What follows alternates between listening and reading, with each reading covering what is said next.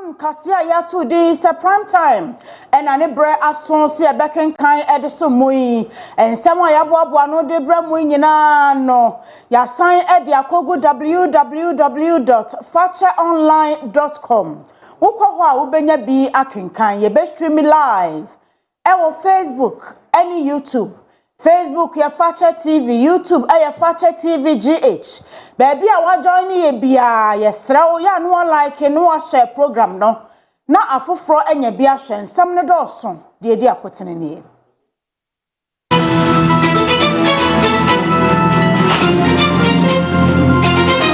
Abaya bo amani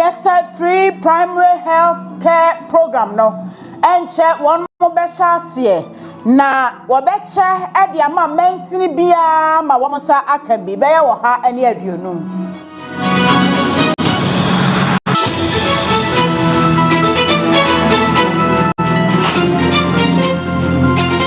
ene yakoshe ema ekoso ewoso me interchange sign osoafo sha kwanya kwante mponso amane a wobofa ho nanso ukoduru ho a niam ayenya kakra ntia mo mafo ekire adwene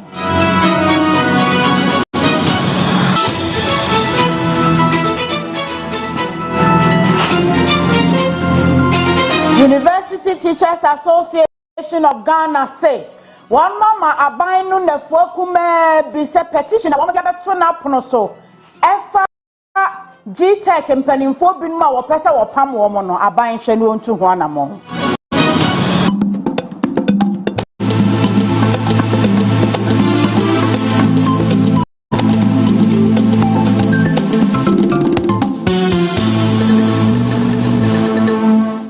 Ebusia de yaboboso yi eni pia ni nyina di hye edika ena anwumrei ye beken kan dia sommo se prime time ye kase ewo Fache TV so midin ede AFIA tum wa Kaakyire mene Obrempong akwasi jaboa eni ajebre anwumrei sommo don hwere ba ku ye besre na wode wo bre afamye na kase ni nkyeremu no ye de ato anim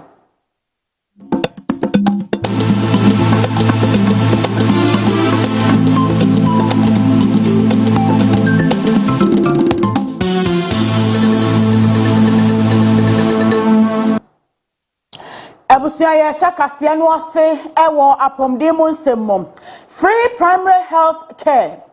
apomde enhyehyɛ baako a mampani John Dramani Mahamani NDC abayabo ho dawura say wɔn mo de bɛyɛ adwuma ewo my Ghana mu na aboa ahwɛ enyarwa ahodo binom ye ne ɔmanfo te de ayɛ kwankro yare ane ade a ye ɔmanfo ensa entimi nsoso de afa ne sikasɛm mu na wasofo a wohye apomde ho sam so ye rakwabena minta akando abo amane ese wo mo ne mpanimfo atwetwe nkomo asie entotoe bia esese won mo ye edefa dwumadie ne ho no bibia wiemu die nti enche sa free primary health care program no won mo be hyase de aye adwuma na wose wo be cheche Edi akomensini ahodo maako ha ene aduonum mu kyerese 150 district said ye beya obi a ebenya sa adwumadie mu chefa na nkonkoba se wo mo de etena baabi faako ena won ma cheche said ye beya Ghana for ebetimi anya apomde je papa na wo mo apomde ho nsam etimi agina brane na afa ne ntuma perfect na aban etu saa anamonom kwabena minta akando ene Ghana menyina kasaye ebra government accountability series edru so na wono nso kobu na adwuma mu nkonta ekire Ghana de hye apomde ahye ya wode hye ne nsa entotoye ne nyuma ya waye ene odi nkomo a etiseye. This policy has not been rushed. It has been carefully designed over the past year and further improved based on input from cross-section of stakeholders. So we've consulted widely the Ghana Medical Association, the media, our partners. We've engaged widely, members of parliament, everybody has been taken on board. Ladies and gentlemen, let me assure you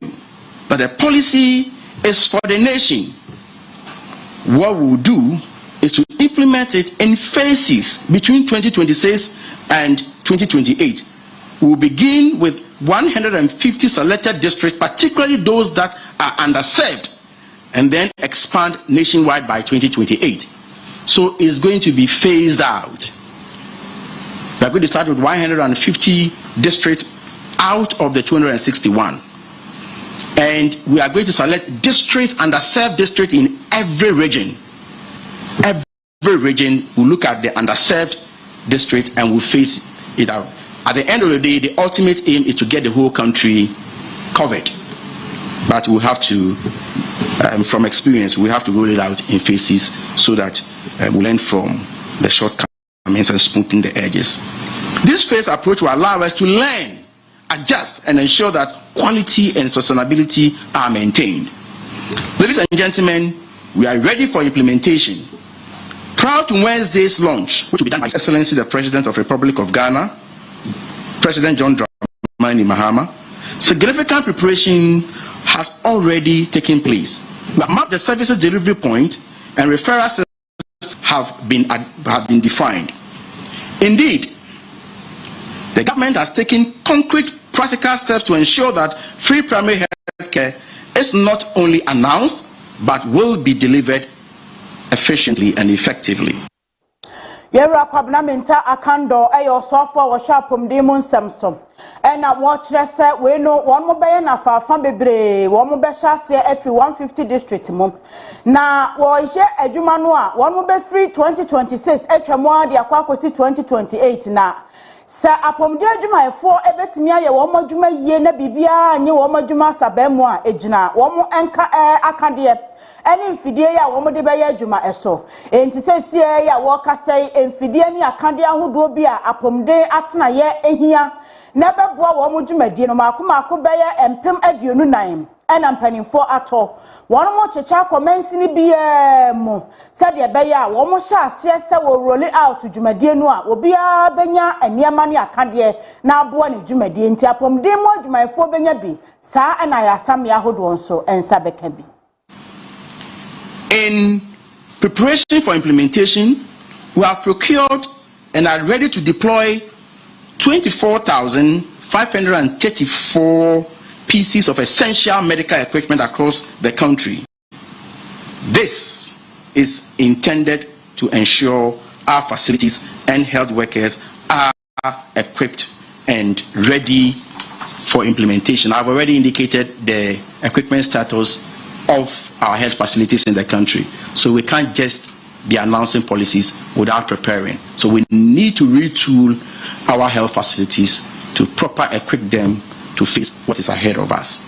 This includes critical items such as incubators to support neonatal care, glucometers to enable routine screening and management of diabetes, hospital beds to improve patient care capacity, and ultrasound machines to enhance diagnostic services, particularly for maternal health. Over the next 2 months, Kenyans will begin to see this transformation in action.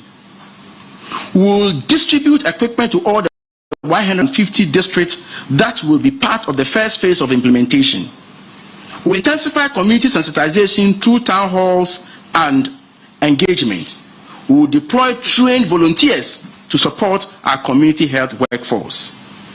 We will establish over 350 container-based service delivery points in high-traffic areas such as, markets and lorry. Ewo sa enkomodie ni mu a honorable Kwabena Minta Akando osofo ya ohye oman Ghana apomden eho ensem so edinsem bi etuja edifa no bed syndrome eho nsensem ya abeji ne ho menapa wo oman Ghana mu ene ofa ba bia eno a na obia eka ema enokra no enam so ema abrantie bia na woye engineer ne din edi Charles Amisa na wodi mfinsia no aduonu enkono ofamu ehre ne nkwa wabra okopie ayasabia hodo ayese empa eni honom ya yebegina to ho na yahye no eno nam so bi ma oswafo yi wonum epa abajokuo se wonum nye nhyehyemu emfanfa no bed syndrome no eho eno na nei wodi nkomo no de tuja etremu se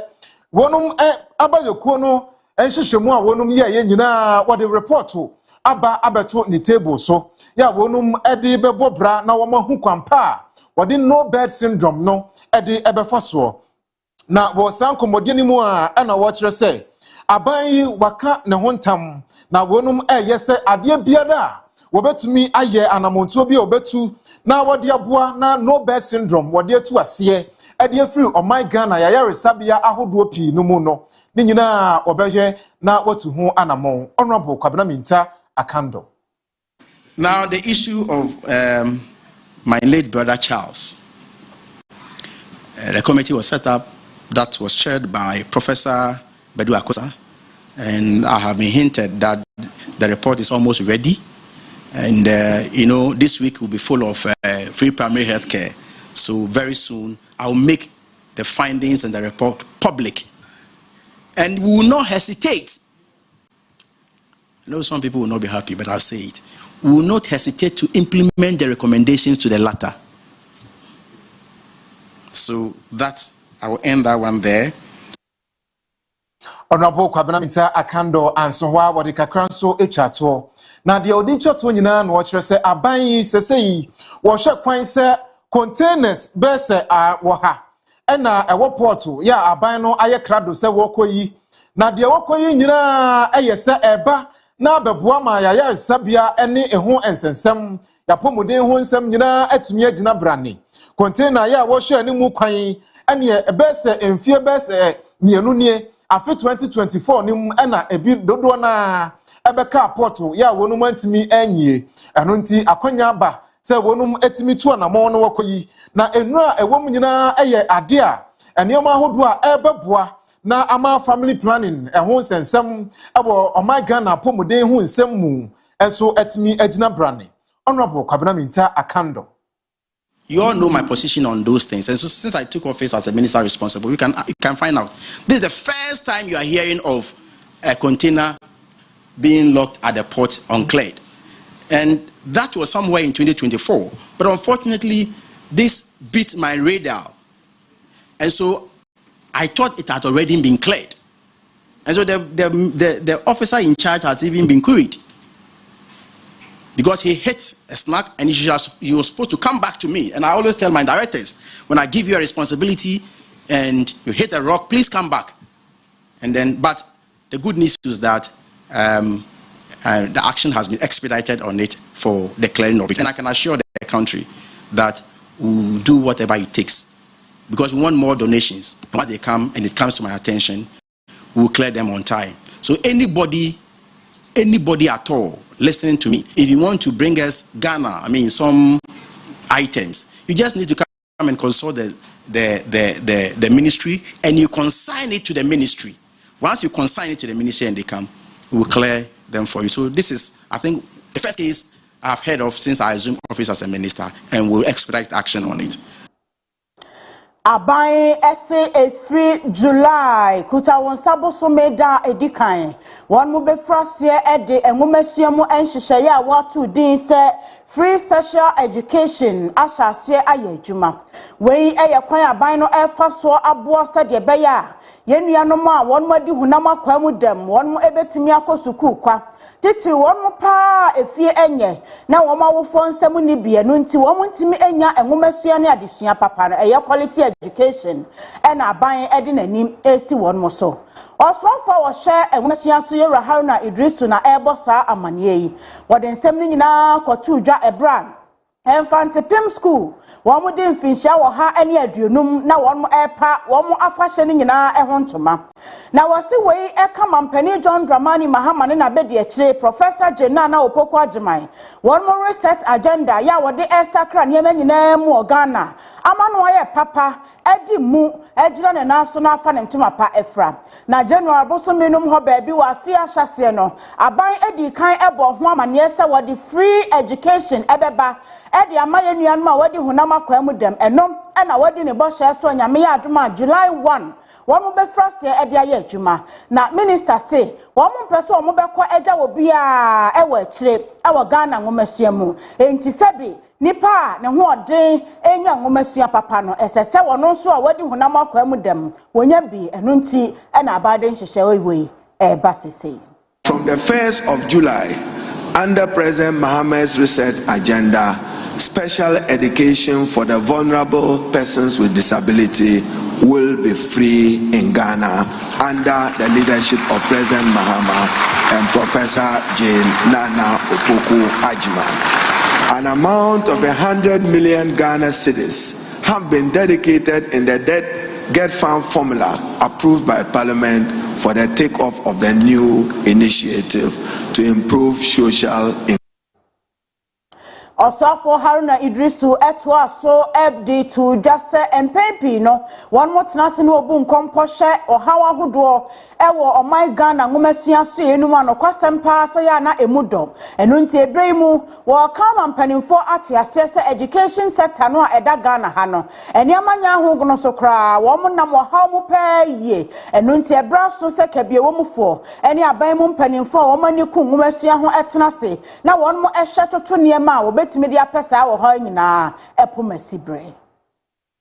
we have a crisis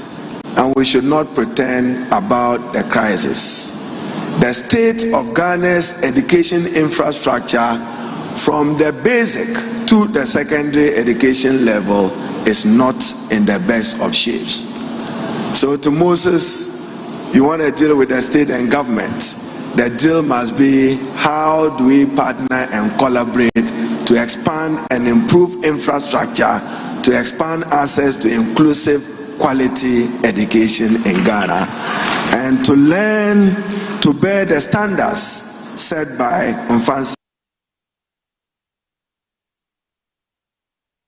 Abusiama yentoa so ewo Asante Mantam mu na Asante Mantam kropon Kumase emu krofrom asem ena mekan ene krofrom jano eye dwakese bia enkameya yese empanimfo a abako nyina wonum atono ajeje mu obia emfa ho se wobekọ na wakosiesie se de beya ebeboa ma adwadifo atimi akomu wonum osisi adan na si wonum ene emfie be se de ebo ho nie na eno ena enei ebra daybreak jumadie ya ye no anopa eso no openimpa Andrews Augustine Nana Kwesi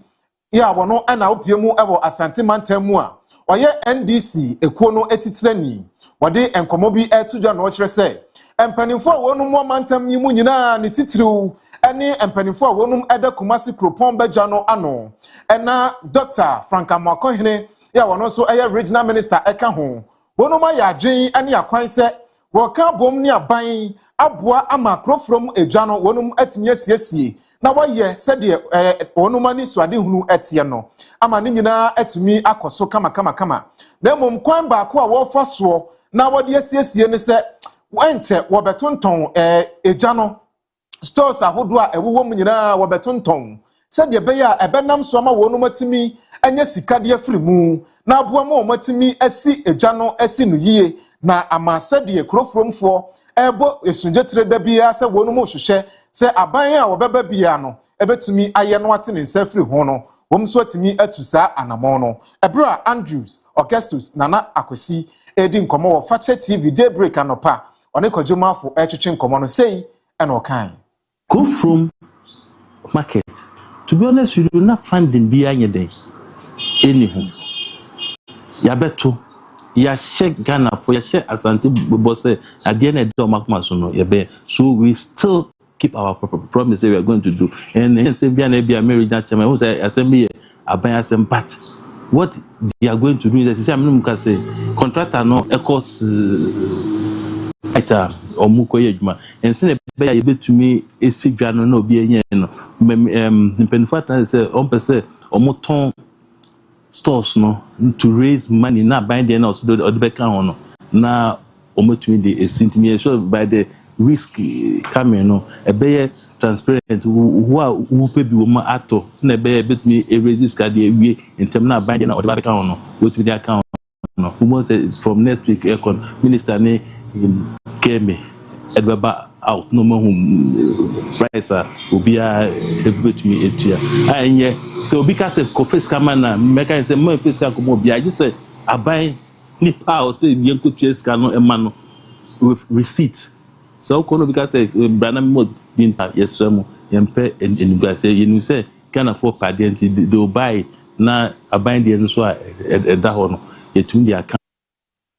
Nana Kwesi ewie nasem ena fache newsroom yebo anan ekopie mu ewo edwanim ya wose contractor no wonum aba ya wo behwe se obeboa na watimi asidwa no na ahoboaboa ahodo a wonum aye nyina no yontimi so ehunu se eye no kre se edwa no aye krado na ensisi ahodo sen na ekoso na yewie ye no na ye ne adwadifo ya wonum adigya wo hopen akane na ho no wonum adigya na yebe pirepia wonum eko akire se yebesi sa adwa mono yi edi ama wonum no yabopini wonum ne ye ne wo mu atwetwe nkomo se empanimfo a wonum ehye Kumasi Kropon Bedja KMA no eso no ensem se bi na wo kan se esesei wo pese wotobie anase wonu wo beton stores no enti se wo pese wotobia na wo betua sika na aboa mo motimi asi stores no nyina na ye kama aboa ama so daachi bi motimi aba na mo besenam na ebra wonum ene ye twetwe nkomo no ensem se bi na sa adwadifo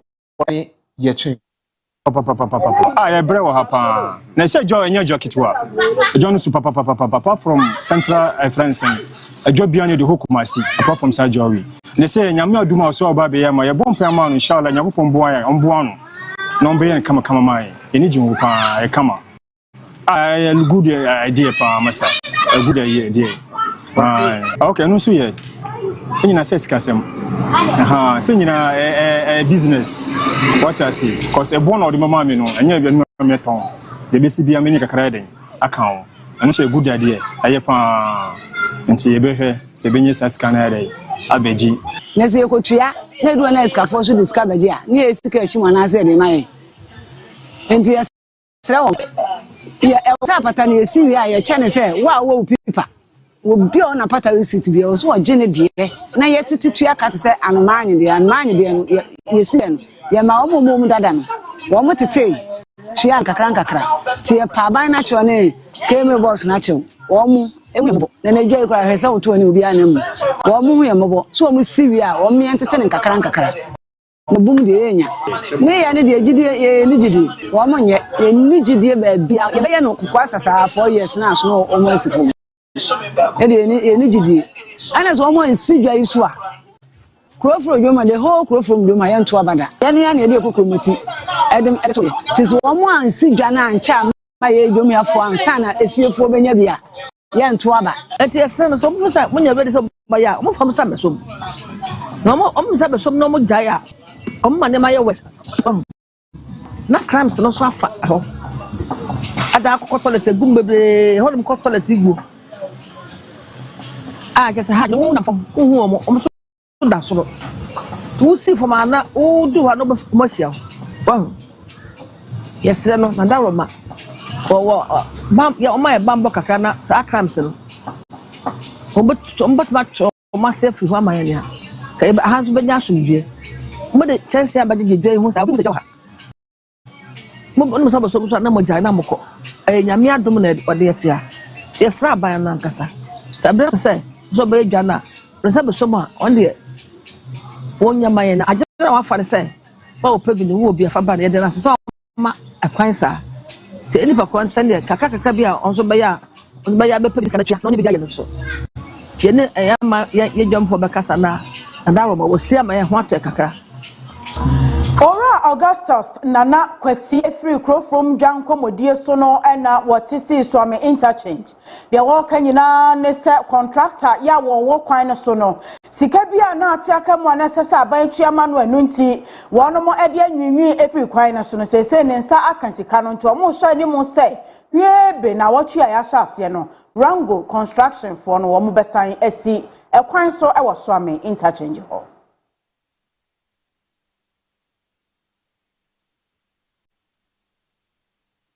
Yedi kan so ame interchange na ya dia eda asade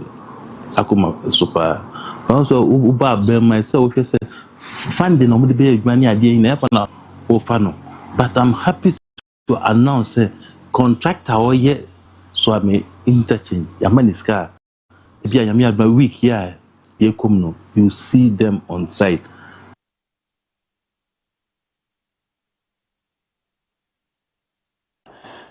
Owura Augustus Nana Kwesi eye titine ni de ma NDC amanyokuo no wasante mantem ha na so paninu aka ne sei na sade na no minister wono so hwa akwan ne akwantempon so ekọ menhia fikese mu okokan ye saa pepepe na tie de a na sese fa cheka se atisi fom na wokohye so me interchange no se adwuma ekoso ana na nso ebra wo mkoduru ye na wonya abre ene omanfo etete ho binom twetwen komo no de won ne se wo nyanentie se abaya tue sika no de ama rango contractors ne de ne so asa adwuma ne danya wo hunu bibi gidigidi bia ya won mo ye ne kwan no so ne wo so ne se sa kwan no eso ye busy papa adwadie ene niam ahodo bebre koso wo ho enti se rango construction for age wo musika no kokko mo awie na mpanimfo bo amane ne te sa pepepe de a wo musi kwan no so tentem na won mo nya adwuma no sade be ya won mo so tete kwan no so na won mo di wo mu dwa no ebenya asomdue ede aye won eniema how can the Yamiano Mukumu from Pa? Also, quite baby, Omagina Hosa, Yahoo Saibia, almost as if we are saying,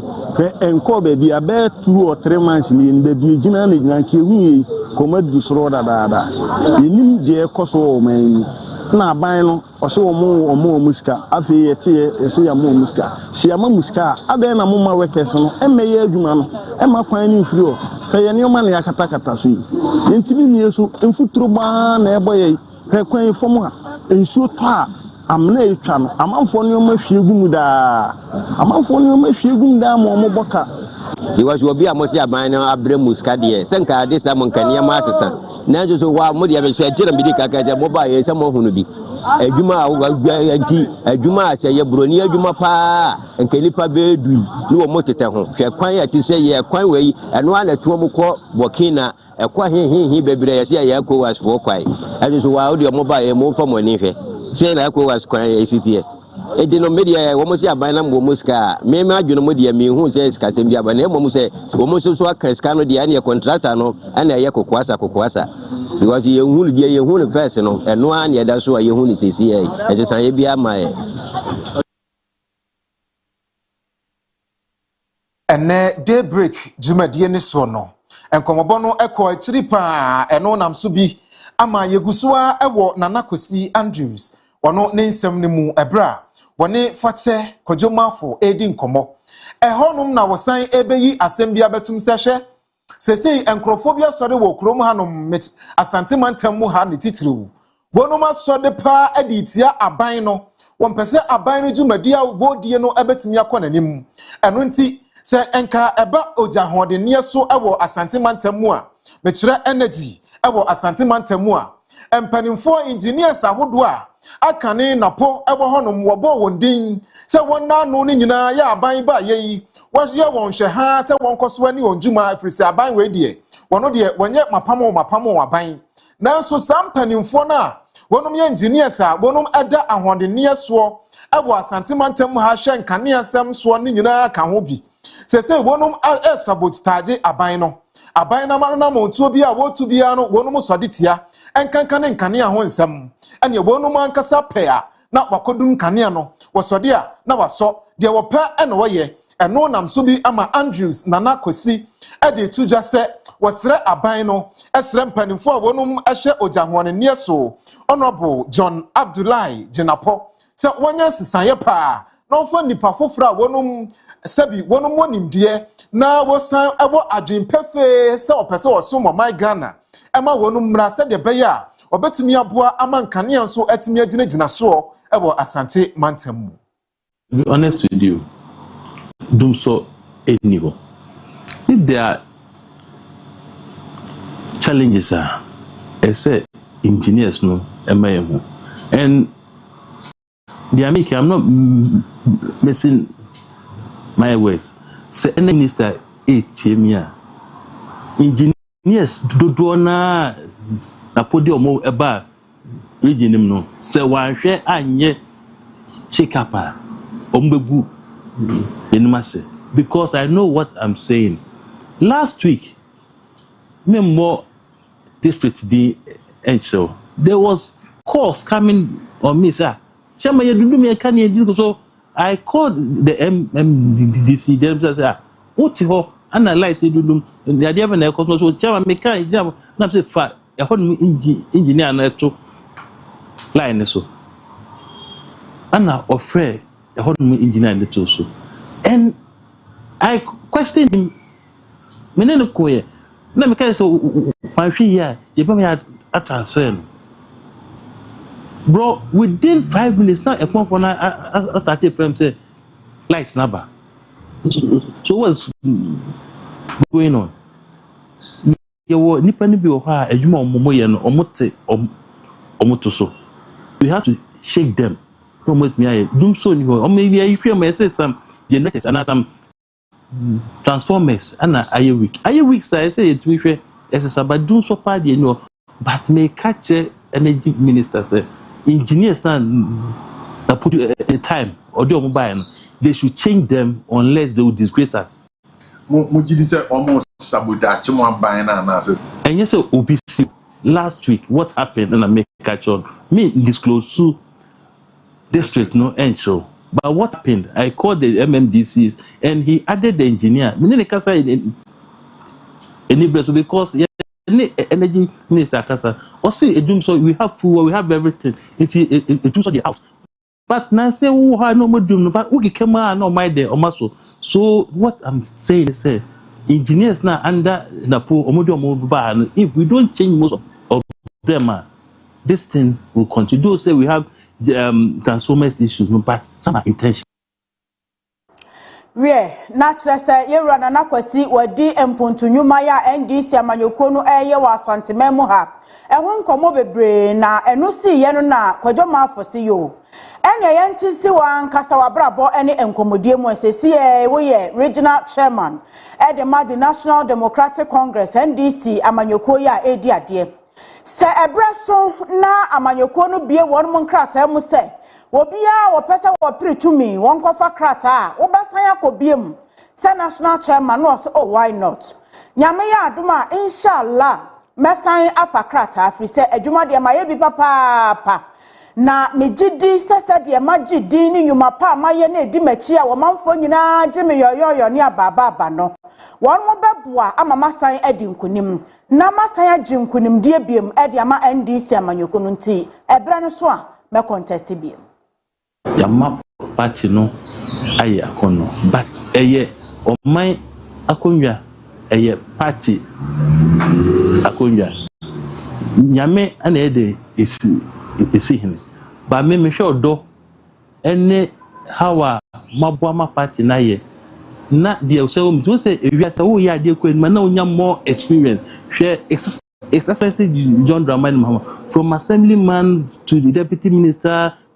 vice president or the experience is clear. Now I've passed through all this now. Now this is my peak, and I know that I have a lot to do for Asante Mai. I have a lot to do for my dear party NDC, and inshallah, say a BA nomination, I will contest as the regional chairman again, and the love that the people have for me, I know that they vote me to continue my good works that I'm doing for them.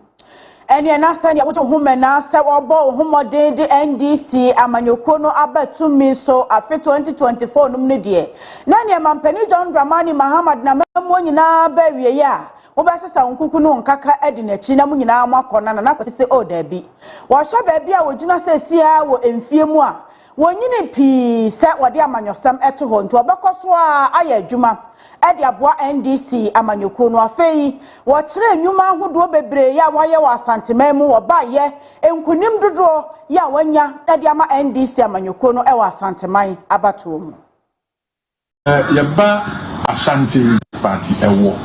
say appointments dodo no amoaye mo de yeah me ye party ejuma manager and me age we were more age ahead and party ofia me ye ohoho e cha kuma me we my branch chairman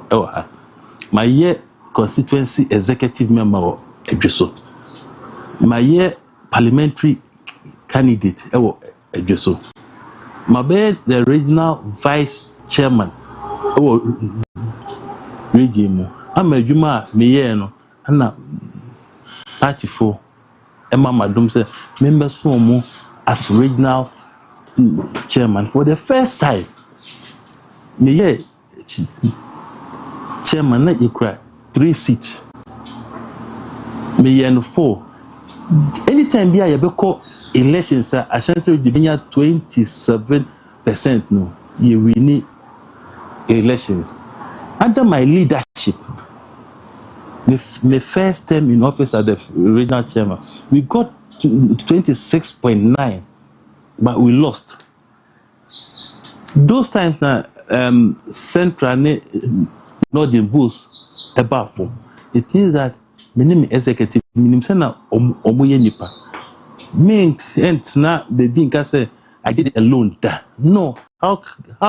can you do it alone? A teamwork. So if you are a leader, now was a kukudro na ubrengi obia on board and a resource unya ever. So I'm a leader. As a regional chairman, because what office? No. Na adia ba kwa nsam trefo enim na eneme na kwasi mi dan wadi amamwo hunu ne se afi 2024 abato kase pempen so ba no me na NDC amanyokuo no ede adwuma ne asodie kase hye mensa se menante Ghana fa na nyina na me na nanom ahemfo enkasa menton NDC amanyokuo ne nsampa ya won mode nam enkyere na nanom enti wosene obo anan papa na nanom ahemfo be ahenum ena wone wo mo etwetwe nkomo wokọ wo nyina nan so no betumi akade ne sense ne be people se adwuma mpanimfo de hye ne nsa no wo eye ni yie emanimonyam eba ho. For the first time in NDC history, a regional chairman with me have visited 518 chiefs in this region. You didn't see that? 518. And I was now. Yes, sir. And a policy here, regional executives. It's not to say. We say it will bring the vote under my leadership. It be that street campaign, street float, and it be say the regional chairman Mindiani. My regional executive did very well, almost so much. And winning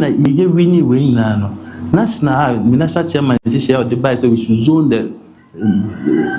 region into 5 groups. And you can ask every constituency, every branch.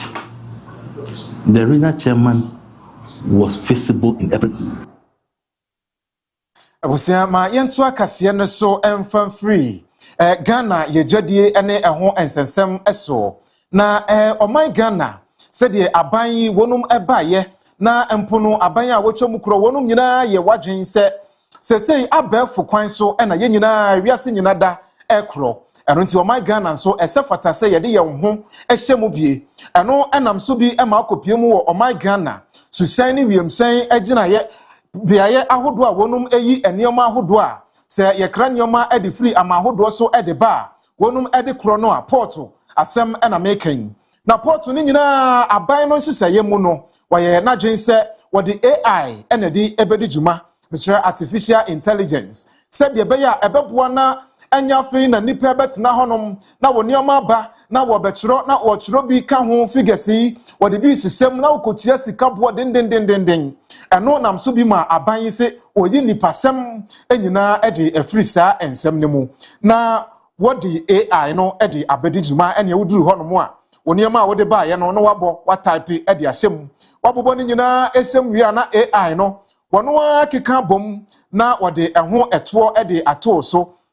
na watimi atia ewo port honom na no na eneyi Ghana Union of Traders Association wonum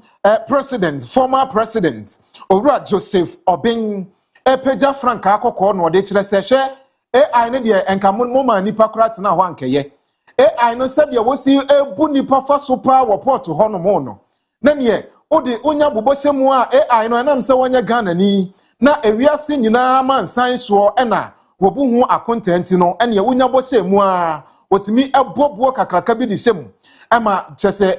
yade a eha adwadifo pa ama wonum gyadie ene wonioma ahodo a wokra ba no eho ensensem aye bibie wo ho ebo wonum komu eno ti wasra banyi se bomomodin se wontu AI na sekura mfamfiri ho na se wode sa abefo kwan no mpo bedi juma ene wonpe kwampa bi a ene Ghana frankasa betumi apage atintim mfidie na abefo kwan so wonum de agigi ska no dan se wode AI no ebedi juma ebra Owura Joseph Obin ene essential etwitwin komono ensem se bi ene ode etuja completely illegitimate. The WTO rules for transactional values. This AI, what is AI? To determine what a transactional value is illegitimate and extortive,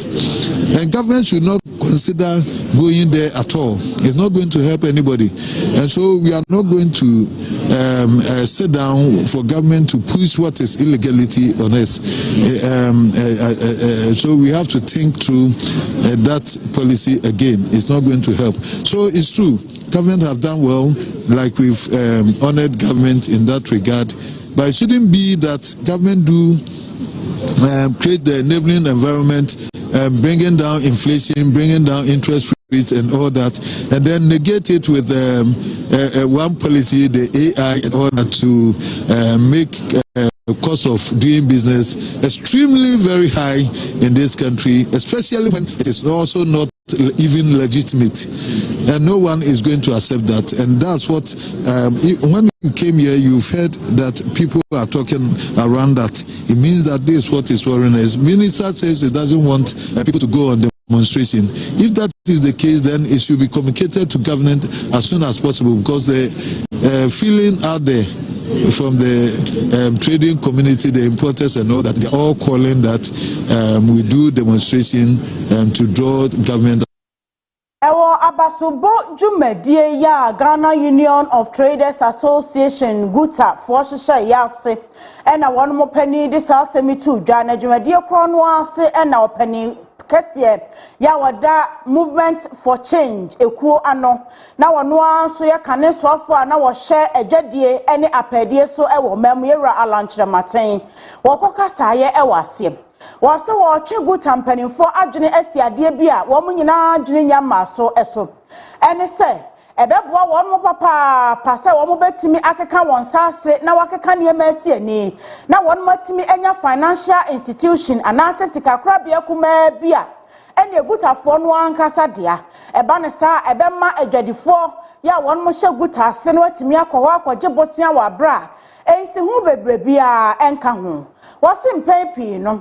adwadifo a won ekwa ama no ne kwakra ne maba won ya ewo Ghana haya ya won mo hye gutakuo no ase no eya won mo brepa ewo sikasemu ene se won mo ko sikakra me ahodo akwaje bosia se ne mpanimfo ebeye won mo yoduom mumfa monsene ha ya na bureaucracy no ewa papa eno da nchen ya ensi hu ya wode eto bosia ne so no eno so se ne tiri mu etienie won mo tua na wonwinwi na ama won mo edwetire kura ekura won no ehye na se gutafo no ankasa etnase na won mo anya sikakra bia eye won mo dia ebema won hu ahenhan wo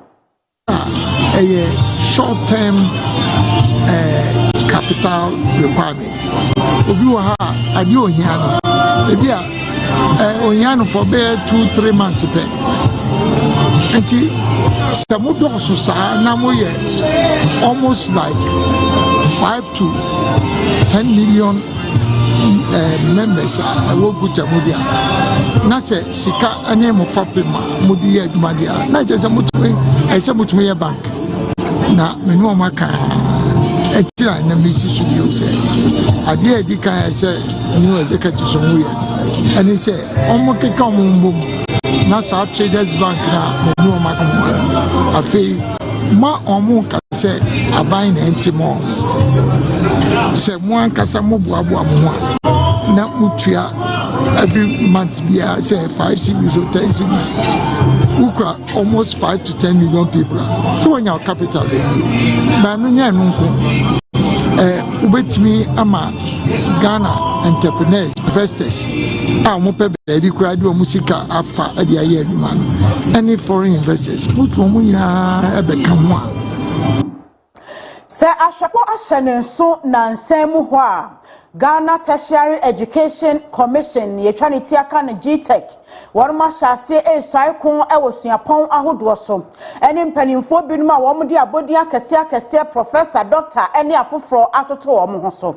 na ne nyina ne se wo pese wo hunu se sa abodi no ekura wo no wonya firi suapon ya mpanimfo age atomu GTech fo ekrata ene tumi krata nyina hyase na se ebi ntisa na wo mo ahyew amasa abodi no wayi afiw ho so ene ebebre ena won maye e wo Ghana mu sa asemi aka University Teachers Association of Ghana akyerɛkyerɛfo a won mo kyerade e wo suapon ahodo mu wo mo nkabo mu kuo mu ena won mo de to aban anim se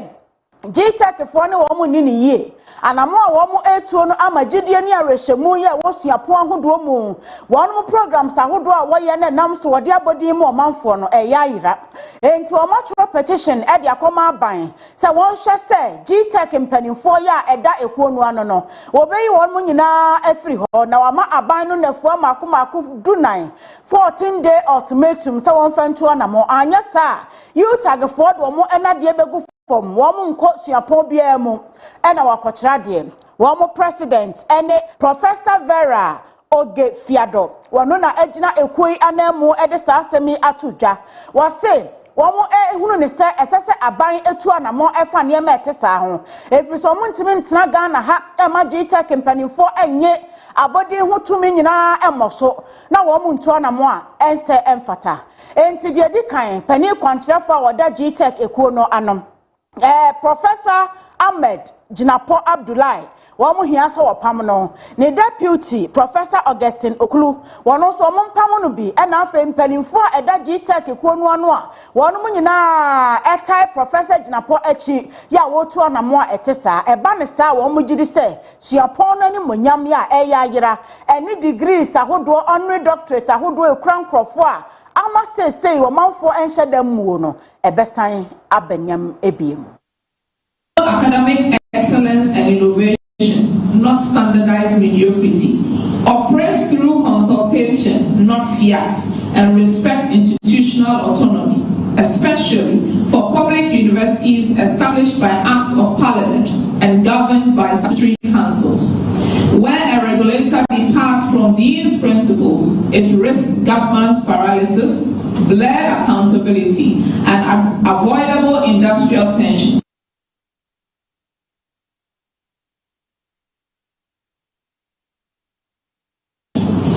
Utah's considered assessment is that these the current government bears towards us and our concerns. At this point, we have no option than to believe that our petition was not processed for the attention of His Excellency the President,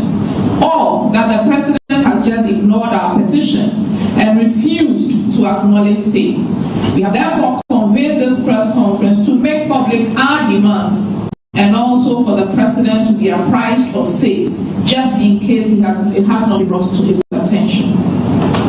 Now, a summary of our core issues or the core case.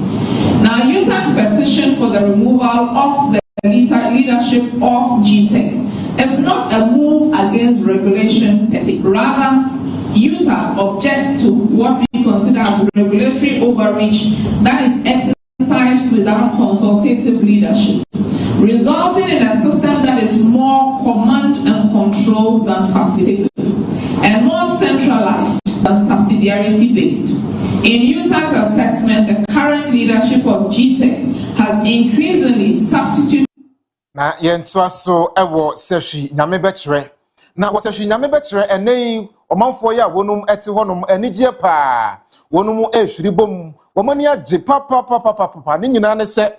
oman bia mpuntuo ne nkanko ejina oman no akanifo eso eno enam so bi ama ohempopro ya wono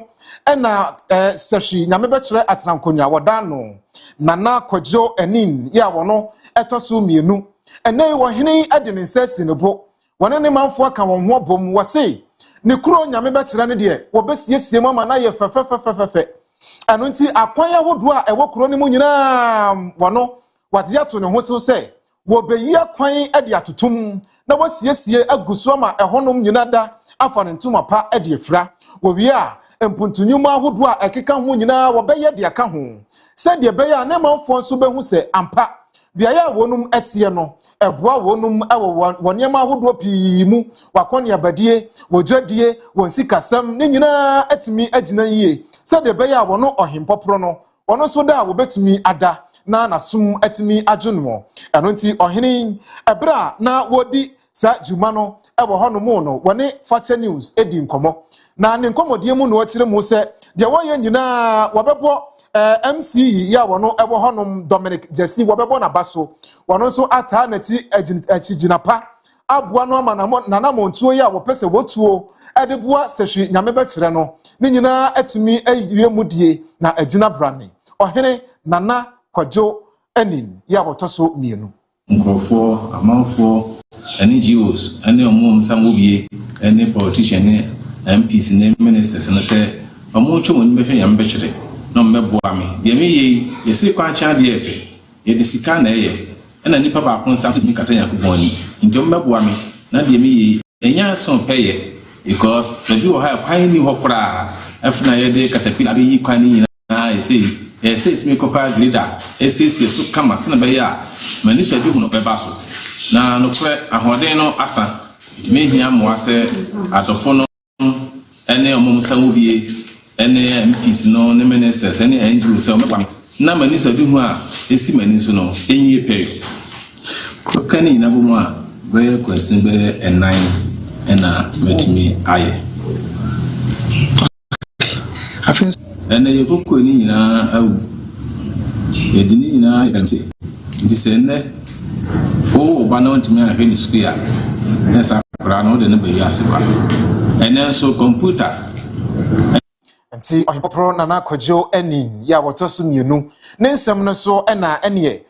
sehwi nyame bekire empanimfo ene woni a etete ho no mu bie wonum so se o nana de efiri se obedi ade de o ne dwumadi awodo nyina eye eboa mampuntuo etimi eba yen so yekuro yimu anu nti wonum de asedapa ne anigye ekọ edema ohene konya tese yana na zo obedi konya afi no nyafi 6 March 2025 ni tinsia konya so na obaye no kore abebo kuri afi no nyafi na so nyema waye no ya ga se ya kan etumi pending madase waye ade oboye papa nti amanya so ni gye no se bia okobia no yenya no beta na chi se na bia ono so betuma bibia se na mpayfo kan se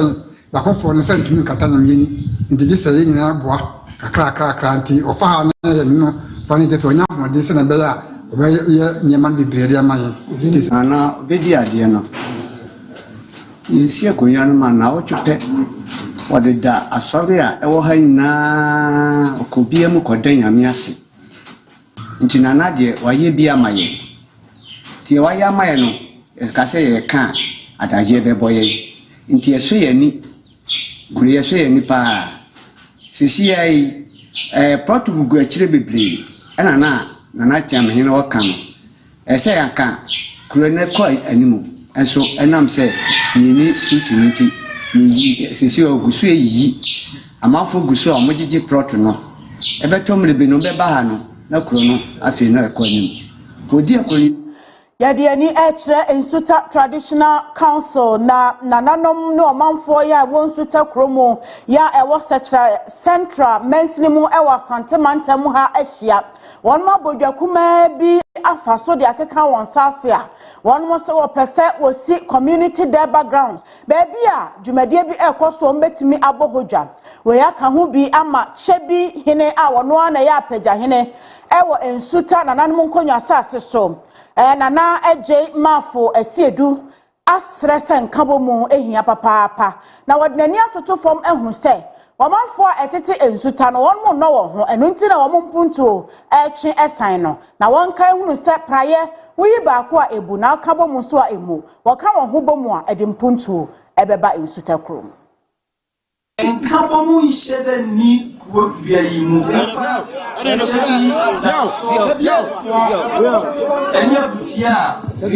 And Kabomu shed a knee. Now, then, no one said, "Seven, Papa, I will stand and see Liboja." Now, Obinzo could never be 7 Suboja. Now, you said, "If said, now, me, I will do this what Tian, a pian, Nasa, me, Papa, or my in our two so a pian. It is a side in ye. It is me, and German for sin. And yet, dear sons and Bino, that's also. Or Cassa, your best friend says, I will want to want to say a Busian, a Brani corner, a Bianani Breto, who walk. Woman's ones, more watching the European ones, a growing to and Nana to so extra hunidie ho nsɛm so yɛ ade a ɛbɔn ko ɛwɔ nsuta kronum ɔmanfo ɛda sɔre a baabi a obenya bia na sabi wadwe wɔn to na hye feten ɛna wɔn mo yɛkɔ ɛno nti wɔn to wɔn ho fo na nananom ɛbɛbɔ wɔn ho mɔden paa na wɔn ma pɛmia yɛnum deɛ si wɔn so na wɔn ma hyɛ aseɛ sɛ wɔbɛsi water closet neɛ wotena so wie a na waflashe ama no ɛkɔ no bie na ɛbɛfa enipa aduonu 20-seater water closet a wɔgye sɛ ɛbɛboa ama sanitation ho nsɛm akɔ yie wɔ hɔ say yakosi 20-seater ba mo si jebi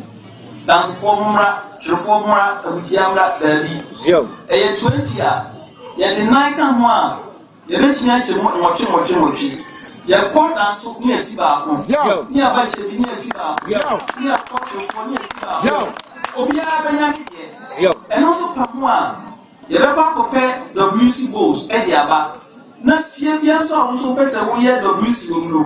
that show Kaya over fast way. Or Cassa, when you say the very pressure and or my dears. It's your best friend. Say if you know way, what you, what I'm so, what you forward with you. Vigina say a pedantly. Emma Nana in Sita mine. And you just make a son, Cassa in you. Make a sunset and Sita mine never. If you were dear, Yashem in such a measure, am I chubby? Dan so reform any of the young person and it is also what I'm saying about this website. Said because it's a one of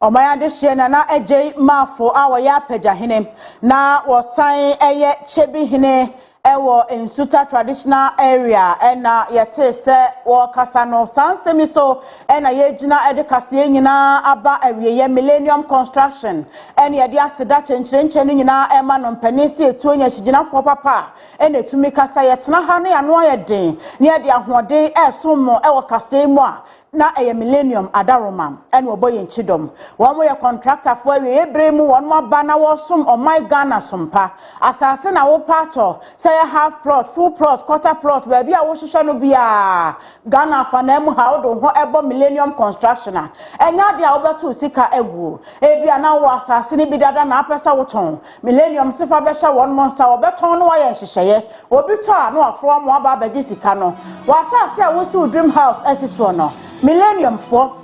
and a contractors are with see dreams and man be reality enti emfa enkwati wo mo nkwasha contractor ni bia ansa wo be adwuma no awie na wo sugu yam na wani anye ho wontumi entremo na wo fa ni wo sha wo mo nko a ena ebetimi aye adwuma no frenchem ama wo da yeso abemu anu achi wo ye real estate development esa to adansie ho ne ma ahodo nyina bi construction akase esa ya asamia se ya kwan anase suku adan eni esisi nso a abemu mpanimfo millennium ehwa ni mo some the contract akase ne beba na won maji aye ama eho ate o 15 years experience our construction field ho enti wo de ho ebo won ma na nya de a wo de ho ebo sabi adwumafo bia na sa adwumayefo fo a won mo ebeji usika edikwa yanko Kumase Boshen na Yas Junction ne millennium fo enkoto kese numbers ne go screen ne so utumi fa na ne mpanimfo ekasa sabre ya nugu so